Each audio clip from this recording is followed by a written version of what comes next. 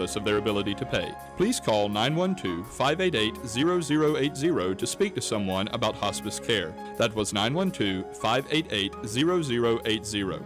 We are your hometown hospice, and we are here to serve you. Hospice of South Georgia, working to add life to your days. Congratulations to the 2016 Lady Jacket basketball team on their historic Final Four appearance. Wayne County on their way to the Final Four. School history has been made tonight. Coach Kayla Hobbs, assisted by Olivia Jern and Bragg Thompson. Chancellor Henderson, Amani Trice, Tennille Moore, Jamara Nixon, Amia Height, Martina Davidson, April Mobley, Nakaya Davis, Bree Wilson, Becca Bennett, Alex Thomas, Alexis Durr, and Jada Balsinger. Team managers Amelia King and Kavina Brantley. The following businesses, individuals, and organizations salute the 2016 Lady Jacket basketball team. Magistrate Judge Gary Browning running for re-election. Sheffield's Trophies and Sports Shop. Wayne Memorial Hospital caring for the community. Interstate Credit Union. Royal Funeral Home. Jones Prescription Shop. First Franklin Financial. Morton Collision Center. And Dub C Sweets and Candace Gilbert. Up and in. It's in. And we're tied.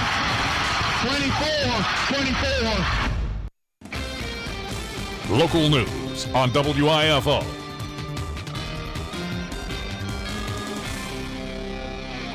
It's time now for a look at the latest in local news. In the news, only a day and a half left in the qualifying locally for major offices and positions. No one qualified on Wednesday, so nothing has changed since Tuesday's newscast, in which Toby Cameron qualified to run for sheriff against John Carter, the incumbent.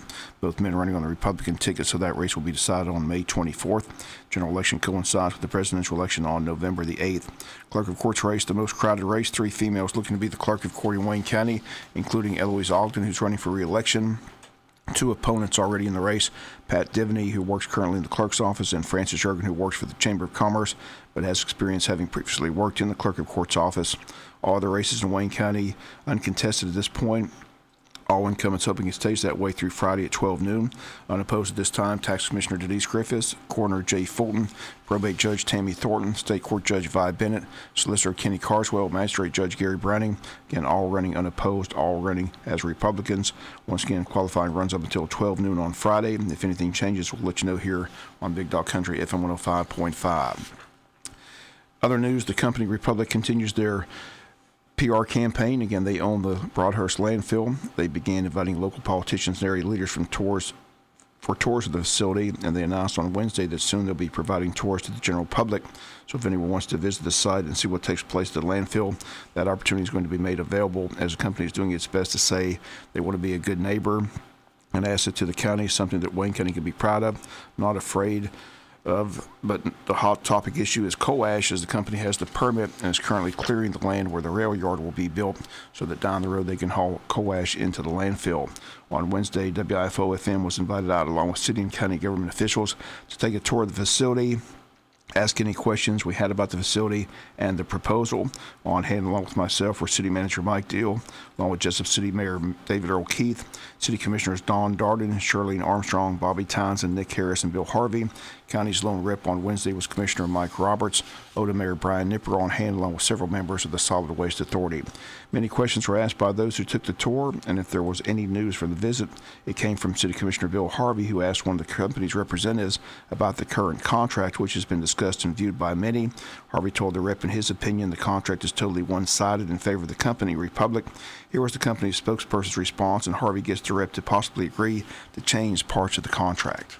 And I read the agreement, and for it being one-sided, I always look at several things. One is who's responsible, the insurance requirements in the contract, et cetera, and then look at what monies are paid to the partners and the host communities and everything. And because I was curious, because we've written contracts because different counties want different things and want to split money up 10 different ways for different groups in the county. The thing I'll tell you is the county's getting paid $1.80 something a ton. $750,000 a year approximately, looking back the last 5 years. You have free residential waste disposal for the county for the duration of the contract's till 2054. And you also have commercial industrial waste that's in the county, all the businesses in the county, that's at $8 and something a ton.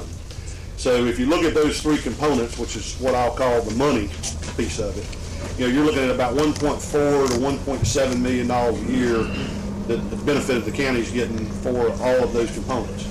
If you look at what the offset would be for that, it being a small county and the small amount of volume that y'all generate, you would have to build about a $3 to $5 million transfer station in the county. and then you would have to pay to truck the waste, and I'm just going to say within 100 miles. I don't know where the next closest landfill is from here, but let's say it's within 100 miles. You're looking at $15 to $20 a ton to truck it. You're looking at about $8 to $10 a ton to actually pay county employees or whoever to load that trash in the tractor trailers to haul it out of here. So instead of getting free residential or $8 a ton commercial industrial rates here at this facility, you would be paying about $50 to $60 a ton to get rid of the trash in Wayne County. One of the things that, thank you, I appreciate that answer. One of the things that I think disturbs a lot of the people that do read the contract, it doesn't have so much to do with the monetary part of it, but it has to do with the increase. This, as I understand, was a regional landfill when it was first started, and it was going to be Wayne County and the counties around it. The state's attached to it. And then the next change in it, it went from the state of Georgia to the attached state. Yeah. And now you can haul anything from anywhere in the United States. That is disturbing to a lot of people. Y'all are not planning on hauling anything from the Our company's got 160 landfills, 190 landfills in the United States, and I can assure you that there'll never be trash coming from all over the United States. Would you be willing to contract that? Or would you we would be willing to talk with the county about that. You know, I did read the history there, you know, how that evolved, because during the negotiations it was talked about Region 4 EPA. So we've done some history, which is, how many states was it, 9 or 7 or something? 9 states or something. But we would be open to looking at something like that. Most of the local politicians we talked to who took the tour agreed that Republic had their A game on for the tour, and this isn't their first rodeo, as they own 190 landfills across the country, and their PR people are very knowledgeable and have every answer to every question. Again, March 16th is the public hearing, and that is the next step in this process. WIFO talked to several who took the tour on Wednesday, and we begin with City Commissioner Bill Harvey, who asked many questions on Wednesday, stating that his constituents are very concerned and very much against coal ash being hauled into the landfill. Here's our conversation with City Commissioner Bill Harvey. Here, Commissioner Bill Harvey, you asked a lot of questions at the tour. They answered just about every question. Did you get good answers, or what do you think? Well, they were showing their best side, and I guess we were showing our best side too, trying to, I didn't think there was a need for the sheriff's department to be out here. Maybe I can understand. Yeah, to answer your question, yeah, I got a lot of good information. Am I for bringing in coal ash? No. Right. I'm not. I still don't think anybody is, but it's an impressive place, 220 acres. And again, I think the good thing is they said they're going to have private tours for private citizens, which will be nice. I think once people come out there and see the operation, maybe they can ask some questions. I totally agree. But March 16th is going to be interesting as well. But like I said, they're a multi-billion-dollar company, got 189 landfills all across the country, so they've been through this. This is their first rodeo, right. So they've got all the answers to all the questions. The question is whether or not the citizens in Wayne County can ease their mind on whether or not coal ash is going to be brought in, because it looks like they took us to the rail yard site. They're going to build the rail yard, and they have every plans to bring it in. So that's the question. They're clearing 6 acres over there already, right. And there's a lot of money already been spent over there, and you're really not spending that kind of money. That's what I'm saying. Yeah, I mean, the plan's in place. The thing that impressed me the most, I guess some things I got out of it that I was worried to death about. They got 2,000 acres, and I was thinking they were going to bring coal ash in on 2,000 acres of land. Well, that's not the case. No, I feel like that is definitely not going to happen. But there's some other things they straighten out, and I think that nice thing about they said they'd be willing to sit down and take another look at that contract, and they ought to. Yeah, that was a big issue today. That's probably the biggest story coming from today, is that you asked them about the contract. They said they'd be willing to sit down and try to maybe renegotiate that contract. They say they don't want to bring it in all across the United States. They said they don't understand what was put in the contract to begin with. So that might be a big step. It is. If the county and the Republic can sit down and maybe renegotiate the contract, that might be a big step. And it will be. It will be. I mean, they can put some things down that we're all concerned about. You can get into the contract, and that apparently put some people's mind at ease. Yeah, it'll put my mind at ease. A lot of it. It was worth the time, and I'd encourage anybody to come out here and take a look at it. It's a lot different than what you think in your mind when when you get out there. It's not really. Well, the one thing I noticed, they have these wetlands protected. They got signs of protected areas, so that's what I kept hearing. They're going to mess with the wetlands. So they're out here trying to do everything. At least they show they're trying to protect the wetlands just as much as everybody else. Do you believe that? I believe they're putting on their best show. I would if I was in their position. I can't say that I totally believe that they're not, and I can't say that I totally believe that they are doing it. It was a good presentation. Like I said, they had their A game today, and I'm sure they have their A game when other people come out here as well. But one thing I say, it is a very impressive facility. It's a big billion-dollar business, and again, like I said, they've already cleared the land for the rail yard, so they have every intention of building that rail yard and bringing that coal ash into Wayne County. Every indication it's coming. I mean, they wouldn't be doing what they're doing, and when you get down to it, they've already got permitted. I mean, it would be nice to say we could stop it. We'll stop it. And the thing is, it's a private business. That's what worries me. You know, they're private. They're not public. So that's the question. If you fight it, where's the fight going to take place? Right. If it winds up in court, how many millions of dollars will they spend? That's the question. People, you know, like I told you outside City Hall, I don't want to hear politicians say, I don't care what it costs. We need to know what it's going to cost, and we need to know what we're willing to spend. I totally, and I told you, I totally agree with you. And I appreciate that, because like I said, it worries me when politicians say I don't care what it costs, because taxpayers. In the heat of the moment. I understand, but I appreciate that conversation. Like I said, I voiced my concern, and like I said, and I appreciate you being here. I was curious, only one county commissioner showed up. Were you surprised about that? Yeah, I was too. Yeah. I was. I mean, I know they've got other things to do, and they might have already talked with them, or they might be coming out here on another time. I don't want to, I don't want to jump on that. Everybody's got the schedule, but I was surprised. I thought it was all county city officials, and the city had a good showing, but the county only had one representative, Mike Roberts. So we'll see how it goes. Like I said, March 16th should be real interesting. Yeah, I'm looking forward to it. Okay, thank you, Bob. And those are comments with City Commissioner Bill Harvey. We'll have more on the visit to the landfill in the next several days on local news. Tomorrow we'll hear from the Lone County Commissioner who took the trip on Wednesday. That's Mike Roberts. Talked to several other county commissioners. They said they've already made the trip out there and had other plans. Also hear from Jesup Mayor David Earl Keith next week. Have more comments from Republic regarding coal ash in general. Once again, we appreciate the invitation. Republic says they've gotten a lot of feedback since their appearance on a week ago Friday on the world famous Butch and Bob show. They said they'll be coming back on the show at a later date as they have an open invitation. A lot of pictures taken at the tour, and we'll have them posted on our Facebook page today, so take the time to look at those. Again, the public meeting set for Wednesday, March 16th at 7 p.m. at the Coastal Pines Auditorium. Again, everyone is invited to that public meeting. Again, WIFO-FM will be on hand and have a full report on next Thursday's newscast. We'll have more from the Wayne County Board of Education meeting on Tuesday's work session. We'll do that right after we come back after these commercial messages, so please stay tuned. For over 60 years, Altamaha Federal Credit Union has been a part of our community. Folks you know and trust, always here when you need us. We're celebrating our 60th anniversary by bringing you better ways to handle your money, by updating our system and implementing great new features and benefits to you, like an automated phone number that allows you quick, safe, and easy access to your account 24/7, the ability to transfer funds and send money to anyone with just a few simple steps, the security of e-statements, no more hard copies through the mail, and you can set up text alerts that give you instant information about your account. Here's to another 60 years of making life easy for our members. More community involvement and continuing to be more efficient, safe, secure, stronger, and better than ever. Drop by anytime or visit us online at altamaha.org and join us today to reap the benefits of a financial institution that's run by hometown people with a hometown attitude toward service. Come home to Altamaha Federal Credit Union, Jesup, Ludowisi, and Scriven. With approved credit plus dealer processing fee restrictions apply. See dealer for details. It's springtime. The birds are chirping, the flowers are blooming, and it's time to sit back and relax. Not? That's right. The big spring clearance event is back at Walker Jones Chevrolet Buick in Waycross. Save thousands off all remaining 2015s and get 0% financing for up to 72 months. Plus, get a Walker Jones limited lifetime powertrain warranty and a 2-year, 24,000-mile maintenance plan on every new Chevy or Buick we sell. Walker Jones Chevrolet Buick in Waycross. Shop online at walkerjoneschevrolet.com. Chevy, find new roads. Hi, this is Tom with Almost Everything. Come check out our ever-changing inventory at 167 Southeast Broad Street. We are the area's largest estate buyer. From Tupperware to Tiffany's, we have it at Almost Everything. Don't pay retail prices. Come see us and save. We're open Friday and Saturday from 8 till 5, Sunday from noon till 4. We scour the country for furniture, antiques, and stuff. You never know what will show up in Almost Everything. 167 Southeast Broad Street at the Old Furniture Showroom. Come see us this weekend.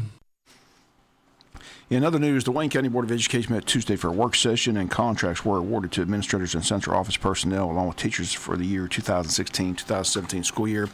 But under the list of principals, current principal Princess Dow not on the list. Asked for comment on the list, Superintendent Jay Brinson says his personnel cannot comment, but it should be noted that May 15th is the deadline to award contracts, and no decision is final until that date. All of the current principals are on the list, handed out and approved by a 4-0 vote on Tuesday at the meeting. WIFO-FM contacted Principal Dow for a comment. She states she has no comment at this time. All current assistant principals also on the list approved, as was the current central office staff. And WIFO-FM will continue to follow the story as it develops. As if Principal Dow isn't recommended back, question becomes who will be the principal next year at Martha Ross Smith Elementary. If she isn't back as principal, will she be back in the system in another role, or will she leaving the school system altogether? Again, we've been told that decision will not be known until that May 15th date. What we know for certain is that the list of principals for the next school year was approved by the Board of Education on Tuesday by a 4-0 unanimous vote. And again, Principal Dow not on the recommended list for 2016-2017. Wayne County held a luncheon this week to recognize and honor this year's star student and star teacher at the high school. This year's star student is Wesley Peebles, son of Harry and Susan Peebles. Wesley had the highest SAT score on all three parts of the test and is in the top 10% of the class of 2016 at Wayne County High School. Wesley named his star teacher, science teacher, Miss Melinda Chansey. Both were honored Tuesday at the school with a luncheon. They'll be attending a district star appreciation banquet in Waycross next week. Again, the star student Wesley Peebles, the star teacher Melinda Chansey. Wayne County High School won the Celebrate My Drive contest last year, which was sponsored by State Farm Insurance. As a recipient of the $100,000, one of the requirements was to use 10% of the winnings to promote student driving safety. During the next 2 weeks at the high school, Wayne County High School is sponsoring an impaired and distracted driving education program and simulator for juniors and seniors. Wayne County High School, in conjunction with Wayne Memorial Hospital and a group of local businessmen, are combining to bring to the Arrive Alive tour from Unite to Wayne County High School One Jacket Drive, March 11th, 14th, 15th, and 16th, 8 a.m. to 3:10 p.m. Unite's Arrive Alive tour program uses a high-tech simulator, impact video, and a number of other resources to educate the public about the dangers of texting while driving and intoxicating driving. The simulator allows participants to experience the potential consequences of impaired and distracted driving in a controlled environment. Again, they state one of the most commonly recognized driving distractions is cell phone use. They state about 89% of all Americans have a cell phone. That, according to Wireless Association, drivers under 20 years old have the highest proportion of distraction-related fatal crashes. That, according to the National Highway Traffic Safety Administration. And this program taking place at the high school March 11th, 14th, 15th, and 16th from 8 a.m. to 3:10 p.m. We'll be back with some final news notes after this word from our sponsor, other commercial messages, so please stay tuned. For over 60 years, Altamaha Federal Credit Union has been a part of our community. Folks you know and trust, always here when you need us. We're celebrating our 60th anniversary by bringing you better ways to handle your money, by updating our system and implementing great new features and benefits to you, like an automated phone number that allows you quick, safe, and easy access to your account 24/7, the ability to transfer funds and send money to anyone with just a few simple steps, the security of e-statements, no more hard copies through the mail, and you can set up text alerts that give you instant information about your account. Here's to another 60 years of making life easy for our members. More community involvement and continuing to be more efficient, safe, secure, stronger, and better than ever. Drop by anytime or visit us online at altamaha.org and join us today to reap the benefits of a financial institution that's run by hometown people with a hometown attitude towards service. Come home to Altamaha Federal Credit Union, Jesup, Ludowici, and Scriven. Just tie me first, hard down, steady nut. Last lag or no lags open.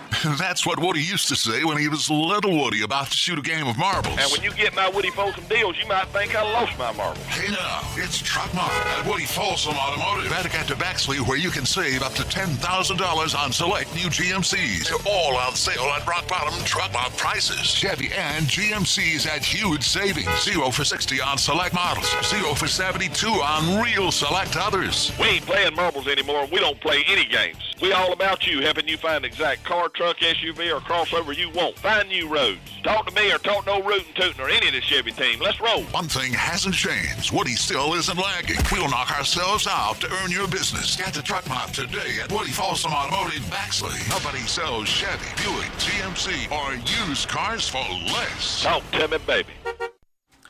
Final notes and news, the Peaches to Beaches yard sale, the 12th annual event set for this Friday and Saturday, March 11th and 12th, all the way up to 341 from the coast all the way to Macon. Odom Rec Center, Coastal Pines College, the two official sites here in Wayne County. Another off-site location is Victory Tabernacle Church of God at 6050 U.S. Highway 341 in Jesup. And they state you won't want to miss out on all the bargains this weekend. Again, it takes place tomorrow and Saturday, March 11th and 12th from 8 a.m. to 6 p.m. Also this weekend, don't forget to change your batteries in your smoke alarms and also change your clocks to daylight savings time. It starts Sunday, March 13th at 2 a.m. when clocks are set ahead 1 hour. Insurance and Safety Fire Commissioner Ralph Hudgens is urging Georgians to change the batteries in their smoke alarms at the same time they change their clocks when daylight saving time begins on March 13th. In conjunction with the Change Your Clock, Change Your Battery fire safety program, the Commissioner says the annual change to daylight savings time is a good time to make sure your smoke alarms are functioning properly. He says every year in the state of Georgia we have numerous numerous fire fatalities in homes that do not have smoke alarms where the alarm simply did not function. He says if you have a smoke alarm, make sure it's in working order. Changing the battery at least twice a year and cleaning dust from the device is an easy way to ensure continued protection for your family and your property. This year, 29 Georgians have died in 25 residential fires. Fire investigators determined that only 2 of those homes had a working smoke alarm. In 2015, 83 residential fires in the state resulted in 99 deaths. Of those 83 fires, 75 of the homes did not have a working smoke alarm. Again, Commissioner Hudgens is encouraging singles and families to plan and rehearse an escape route and have a designated meeting place outside the home that they can use in the event of a fire. Once again, daylight savings time starts Sunday, March 13th at 2 a.m. Again, before you go to bed Saturday, set your clocks ahead 1 hour. Again, a reminder that March 16th date for the county's public meeting with the Corps of Engineers to discuss the coal ash issue at the Broadhurst landfill. Meeting takes place at the Coastal Pines Community College Auditorium at 7 p.m. The agenda for that meeting has been sent out. It's going to take place between 7 p.m. to 9 p.m. The welcome and introductions will be done by the County Commission Chairman Kevin Copeland. Then the meeting process and ground rules will be laid out by Langford Holbrook of Carl Vinson Institute of Government. U.S. Army Corps of Engineers first up on the program, presenting on permitting process and status. Then Public Services will present their presentation on the landfill plans. Then there will be public questions and comments. Again, they state those planning to make a comment or ask questions at the event must sign up when they arrive at the auditorium prior to the meeting start time, and they'll be called to come to the podium in the order that they sign up. Length of time for individual questions and comments will be limited by the number of those signing up and announced prior to the start of the question period. Written comments or questions can also be submitted. Again, they hope to be out of there by 9 p.m. City of Jesup says they're going to hang around and have a meeting after the 9 p.m. time, so anybody wants to ask a question can do so to the City of Jesup Commission. That's going to do it for latest in local news. Sports come to you in a few minutes. Bob Morganson, have a great day. You've been listening to local news on WIFO.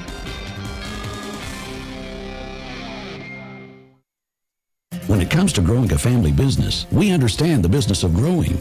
At First Southern Bank, we've been meeting the needs of South Georgia farmers for over 100 years. With competitive ag loan rates, including equipment loans, farmland loans, and lines of credit, First Southern Bank has all the banking tools you need to help keep your growing business